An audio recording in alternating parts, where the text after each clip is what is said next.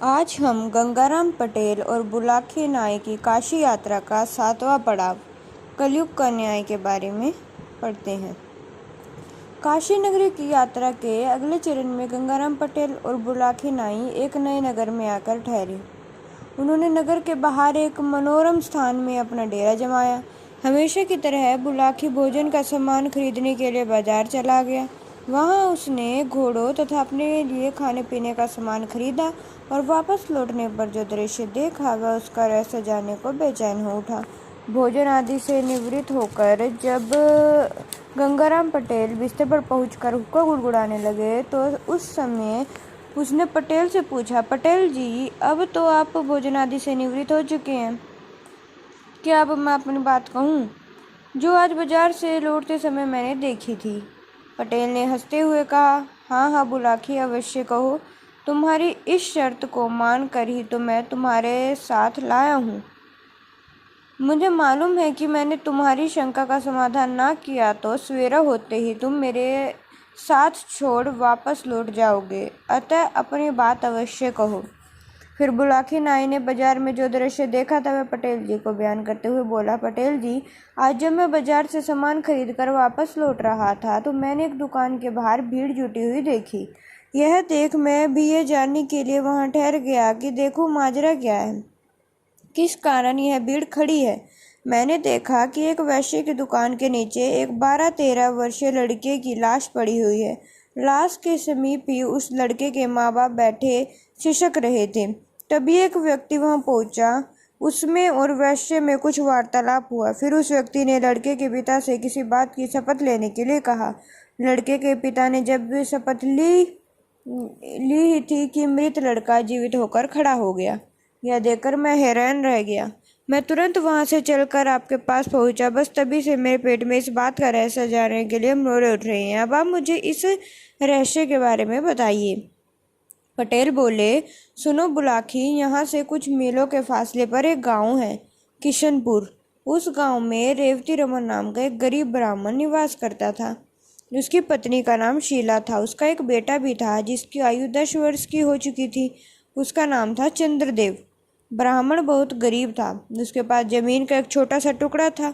उससे जो भी अनाज पैदा होता उसी के सहारे वह अपना और अपने परिवार का गुजारा चलाता था। एक बार अपनी आर्थिक स्थिति से तंग आकर ब्राह्मण ने अपनी पत्नी से कहा, सुनो शीला, यहाँ गांव में रहकर निर्वाह करना दिन प्रतिदिन मुश्किल होता जा रहा है। अतः मैंने निश्चय किया है कि 1-2 दिन में यह गांव छोड़कर किसी बड़े नगर को चल पड़ेंगे। बड़े शहर में काम की कोई कमी नहीं होती। ईश्वर ने चाहा तो हम वहाँ किसी की नौकरी कर लेंगे और आराम से जीवन व्यतीत करेंगे। कुछ सालों बाद जब हमारे पास बहुत धन इकट्ठा हो जाएगा तो हम वापस लौट आएंगे और उस धन से कोई कारोबार कर लेंगे। इस तरह आसानी से हमारे जीवन का निर्वाह हो जाएगा। अब बताओ तुम्हारी क्या राय है इस विषय में? यह सुनकर ब्राह्मण की पत्नी बोली, जैसा आपको उचित लगे आप वैसा ही कीजिए।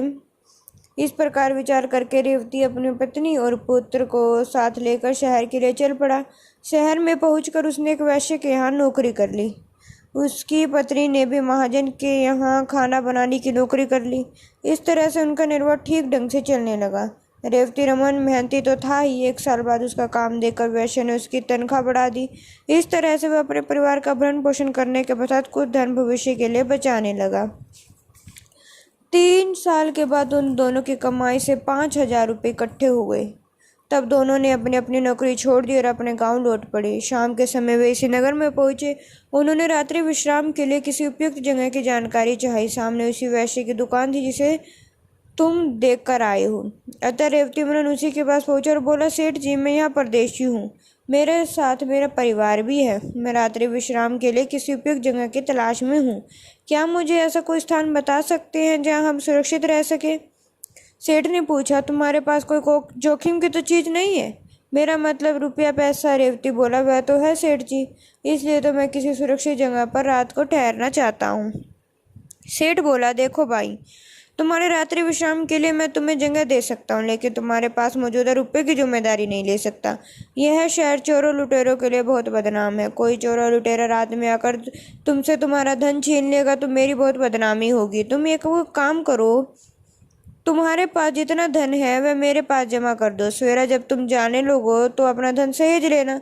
सेठ की बात सुनकर रेवती बोला, ठीक है सेठ जी, आप इस शहर के सम्मानित नागरिक, हमें आप पर पूरा यकीन है, आप अमानत में खयानत नहीं करेंगी। मेरे पास 5,000 रुपये हैं, उन्हें आप अपने पास जमा कर लीजिए। सुबह जाने से पहले मैं आपसे अपना रुपया वापस ले लूँगा। यह कहकर रेवती रमन ने अपना पैसा सेठ के पास जमा करवा दिया। वह रात उसने अपने परिवार के साथ सेठ की दुकान के बाहर फट्टों पर काटी।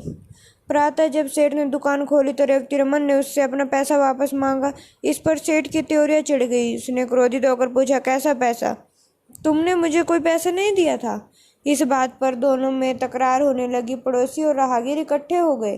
तब सेठ के पड़ोसी ने उनका विवाद खत्म करने के लिए रेवती रमन से कहा, देखो भाई, तुम कहते हो कल रात तुमने इनके पास 5,000 रुपये जमा कराए थे, जबकि ये सेठ इस बात से साफ इनकार कर रहे हैं। अब कौन सच्चा है और कौन झूठा, इसका फैसला तो शपथ लेकर ही किया जा सकता है।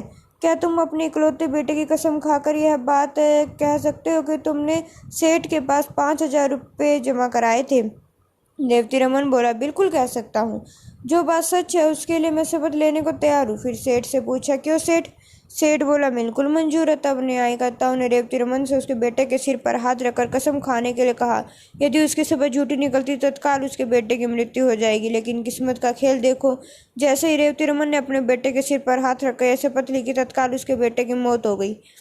झूठे होते हुए भी सेठ के चेहरे पर विजय के भाव झलक पड़ी। यह देख रेवती व उसकी पत्नी सुन्न रह गई। वहाँ उपस्थित भीड़ और न्यायकर्ताओं ने रेवती को बहुत लानत मलायते दी, क्योंकि वह झूठा साबित हो गया था। रेवती की हालत ऐसी हो गई जैसे भरे बाजार में से किसी कर दिया हो। नीति पत्नी दोनों ही सिसक रहे थे और भीड़ उनका मजाक उड़ा रही थी। तभी एक आदमी अचानक उस भीड़ में से निकलकर रेवती रमन के पास पहुंचा। उसने उससे पूछा, देखो दोस्तों, असली माजरा क्या है? तुम मुझे सच्ची बताओ, क्या वाकई तुमने इस सेठ को 5,000 रुपये जमा करने के लिए दिए थे? रेवती रमन बोला, यह बात मैं कई बार दोहरा चुका हूँ, लेकिन किसी को यकीन ही नहीं हो रहा। उल्टा सभी लोग मुझे ही बेईमान करार दे रहे हैं। वह आदमी बोला, तब एक बार तुम मेरे सामने अपने लड़के की शपथ लेकर यह बात दोबारा कहो कि मेरी बात बिल्कुल सही है कि मैंने सेठ के पास अपने 5,000 रुपये जमा किए थे। यदि तुम्हारी बात सत्य निकली तो तुम्हारा मृत व्यक्ति अभी जीवित होकर उठ खड़ा होगा। फिर उस आदमी ने सेठ से कहा, क्यों सेठ, तुम्हें मंजूर है ये बात? सेठ बोला, बिल्कुल मंजूर है। भला मुझे क्या एतराज हो सकता है, लेकिन यह आदमी झूठा है, इसका झूठ साबित भी हो सकता है। बेटे की शपथ लेने के बाद इसने झूठ बोला, इसलिए तो इसके बेटे की मौत हो गई है। वह व्यक्ति बोला, तुम ठीक कहते हो, पर अगर इस बार शपथ लेने के बाद इसका बेटा जीवित हो जाए उस सूरत में तुम्हें से 5 नहीं 10,000 रुपये वापस करने होंगे। बोले, मंजूर है? सेठ ने कहा, मैंने कहा तो है, मुझे इसका चैलेंज मंजूर है। फिर उस व्यक्ति के कहने पर रेवती रमन ने अपने मृत बेटे की शपथ लेकर अपनी बात दोहरा दी। शपथ लेते ही एक चमत्कार हो गया। रेवती रमन का मृत बेटा जीवित होकर उठ बैठा। सारी बीड़ियां देखकर आश्चर्यचकित रह गई। तब सेठ के वायदे के अनुसार रेवती रमन को 5,000 की जगह 10,000 रुपये लौटाने पड़े।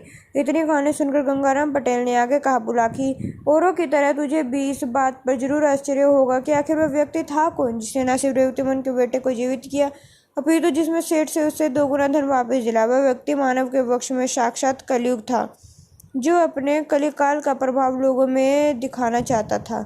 यह कलयुग है। अब तेरी जिज्ञासा शांत हो गई होगी। बुलाकी बोला, हाँ पटेल जी, अब मेरी जिज्ञासा शांत हो गई है।